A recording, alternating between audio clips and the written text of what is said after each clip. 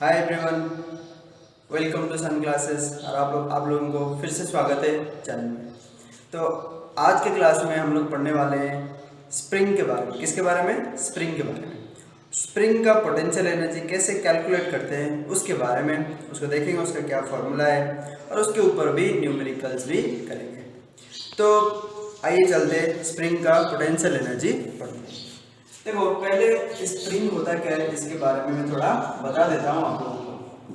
तो स्प्रिंग एक ऐसा स्ट्रक्चर है, देखो इस तरह का इलास्टिक चीज है और उसके साथ एक मास लटका हुआ रहता है। जब ये मास को हम खींचते हैं या उसको दबाते हैं उस केस में स्प्रिंग का एक्सटेंशन और कंप्रेशन होता है।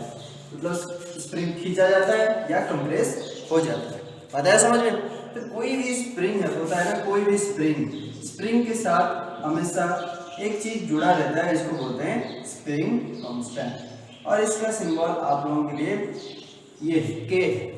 तो स्प्रिंग कांस्टेंट हमारा के हो गया और ये एक हो गया स्प्रिंग मास सिस्टम। यहाँ पे ये हो गया स्प्रिंग और ये हो गया मास। ये मास को आगे खींचेंगे तो स्प्रिंग एक्सटेंड होगा और इस मास को ऐसे दबाएंगे स्प्रिंग का कंप्रेशन होगा। तो एक्चुअली ये स्प्रिंग मास सिस्टम में जब हम ये मास को खींचेंगे उसका पोजीशन यहाँ से यहाँ तक मान लो चेंज करा दिया, मतलब इस स्प्रिंग को ऐसे खींच के हम एक्सटेंड करा दिए। ओके, तो इसका मतलब ये मास यहाँ पे था, उसका पोजीशन यहाँ से हम यहाँ चेंज कर दिए। तुमको पता है जब कोई फोर्स एक्ट करता है और उस फोर्स के अगेंस्ट में वर्क डन करके हम कोई ऑब्जेक्ट का पोजीशन को चेंज करते हैं, उस केस में ऑब्जेक्ट का पोटेंशियल एनर्जी गेन हो जाता है। तो यहाँ पे ये ऑब्जेक्ट मान लो m मास का ऑब्जेक्ट, तो यहाँ पे उसका पोजीशन चेंज हो गया और इस केस में ये पूरा स्प्रिंग मास का जो सिस्टम है तो उसका पोटेंशियल एनर्जी चेंज हो जाएगा। जितना हम वर्क डन करेंगे इस पोजीशन पे उसका उतना ही पोटेंशियल एनर्जी हो जाएगा। बताया समझ में? और ये जितना डिस्टेंस है यहाँ से यहाँ तक शिफ्ट हुआ ना, इसको हम x सिंबल से शो करेंगे। तो इसका मतलब यहाँ पे x बोले तो ये हो गया एक्सटेंशन। कितना एक्सटेंशन हुआ स्प्रिंग में उसको बोलेंगे x। और एक स्प्रिंग का जो कांस्टेंट है, स्प्रिंग कांस्टेंट जिसको k लिखते हैं, एक पर्टिकुलर स्प्रिंग के लिए ये वैल्यू फिक्स रहता है क्योंकि ये स्प्रिंग का स्ट्रक्चर, उसका डायमीटर सबके ऊपर डिपेंड करता है। तो एक स्प्रिंग के लिए स्प्रिंग कांस्टेंट वैल्यू आपको दिया जाएगा और उसमें कितना एक्सटेंशन किया गया वो भी बता दिया गया और उस केस के आपको पूछा जाएगा इसका पोटेंशियल एनर्जी कितना है। सबसे पहले इसका फॉर्मूला याद रखो, potential energy of A spring. Potential energy of A spring, इसका फॉर्मूला हमारे पास है half k x square. Okay, तो यही है 10th में आपका फॉर्मूला। ये फॉर्मूला कैसे आया ना, तो ये आप लोग आगे जाके पढ़ोगे, मगर अभी इतना याद रखो डायरेक्ट कि पोटेंशियल एनर्जी ऑफ स्प्रिंग का जो फॉर्मूला है हाफ के एक्स स्क्वायर है। तो k का वैल्यू, स्प्रिंग कांस्टेंट का जो वैल्यू है आपको गिवन रहेगा और ये x आपको भी गिवन रहेगा। उस केस में आप पोटेंशियल एनर्जी पता कर सकते हो। तो देखो x यहाँ पे एक्सटेंशन भी हो सकता है और कंप्रेशन भी हो सकता है। अगर ये मास को हम कंप्रेस करेंगे, यहाँ पे इधर शिफ्ट कराएंगे तो स्प्रिंग में क्या होगा? कंप्रेशन होगा, वो कंप्रेस हो जाएगा।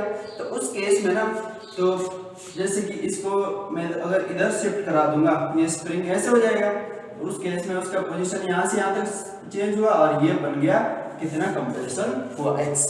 तो x कंप्रेशन हो सकता है, एक्सटेंशन भी हो सकता है, मगर ये हमेशा तुमको गिवन रहेगा, k गिवन रहेगा। उस केस में पोटेंशियल एनर्जी पूछा जाएगा और तुमको बस उसका वैल्यू सब्स्टिट्यूट करके पोटेंशियल एनर्जी फाइंड आउट करना है। ओके, देखो एक सवाल लगाते हैं स्प्रिंग का पोटेंशियल एनर्जी पता करने के लिए। देखो ऐसे गिवन है question number 1, find the potential energy of a spring, potential energy of a spring, of spring constant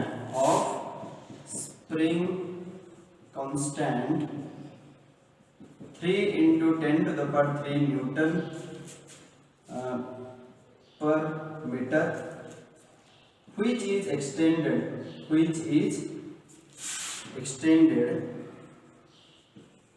up to 1 metre.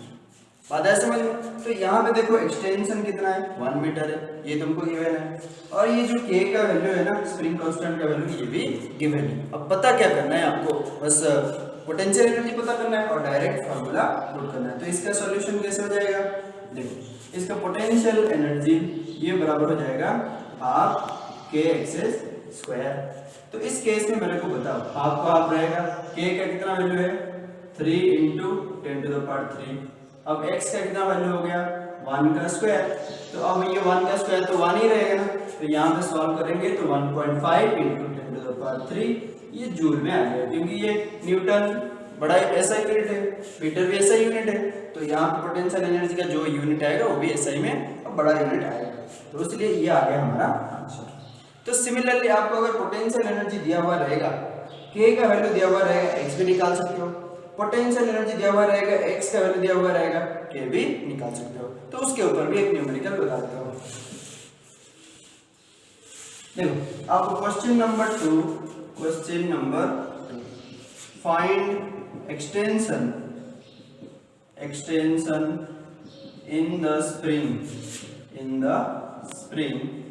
if it has potential energy of 500 joule and of spring constant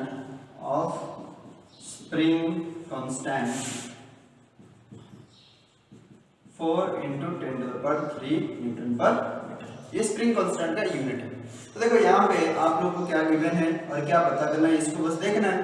तो यहाँ पे potential energy 500 joule आपको given है और spring constant के भी given है और x पता करना है, क्योंकि फाइंड एक्सटेंशन मतलब कितना हम खींच के उसको एक्सटेंड किए हैं, है ना, तो उसको x ही बोलते हैं। तो अब यहाँ पे गिवन है हमको पोटेंशियल एनर्जी, तो उसको रखो 500 जूल हो गया। फिर उसके बाद क्या k गिवन है 4 × 10⁻³ और क्या पता करना है, x पता करना है, तो फॉर्मूला लगाओ डायरेक्ट आंसर आ जाएगा। तो फॉर्मूला कैसे लगाएंगे, ध्यान से देखो सर। तो यहाँ पे हमारे पास फॉर्मूला है potential energy equals to half k x square. तो यहाँ पे पोटेंशियल एनर्जी रखेंगे तो 500 जूल, तो ये हाफ और k का कितना वैल्यू है 4 × 10⁻³ और एक्स स्क्वायर को एक्स स्क्वायर रहेगा, क्योंकि x का वैल्यू ही निकालना है। तो अब देखो ये 2 इधर आ जाएगा, 2 × 500 डिवाइड बाय 4 × 10⁻³ ये हो गया एक्स स्क्वायर। तो यहाँ पे इसको सॉल्व करेंगे तो ये आ जाएगा, ये 2 और ये 2 कट जाएगा, एक 1 बचेगा, तो 5 डिवाइड बाय ये 20 ये हो गया एक्स स्क्वायर और 5 डिवाइड बाय 20 का अंडर रूट ये आ गया हमारा x और ये आ जाएगा मीटर में, है ना, इन मीटर। तो इस तरह का सिंपल न्यूमेरिकल्स आता है। इस फॉर्मूले के ऊपर तुमको याद रखना है फॉर्मूला, जो पोटेंशियल एनर्जी ऑफ स्प्रिंग का जो फॉर्मूला है हाफ के एक्स स्क्वायर है, इसको ही याद रखना है। और इसके रिगार्डिंग 3 तरह का सवाल आता है और ये 3 तरह का सवाल आई होप कि आप लोग कर पाओगे। जब पोटेंशियल एनर्जी गिवन रहेगा, स्प्रिंग कांस्टेंट गिवन रहेगा, x निकाल सकते हो। जब पोटेंशियल एनर्जी गिवन रहेगा, x गिवन रहेगा, k निकाल सकते हो। और जब k और x दोनों दिया हुआ रहेगा, पोटेंशियल एनर्जी भी निकाल सकते हो। तो एक स्प्रिंग होता क्या है, मतलब आप लोग देखे हो ना स्प्रिंग, तो स्प्रिंग को एक्सटेंड कैसे करते हैं, कंप्रेस कैसे करते हैं, ये भी जानते हो। और जब भी स्प्रिंग का एक इलास्टिक फोर्स रहता है, उसके अगेंस्ट में हम एक्सटेंड और कंप्रेस करवाते हैं तो उसका पोटेंशियल एनर्जी चेंज होता है।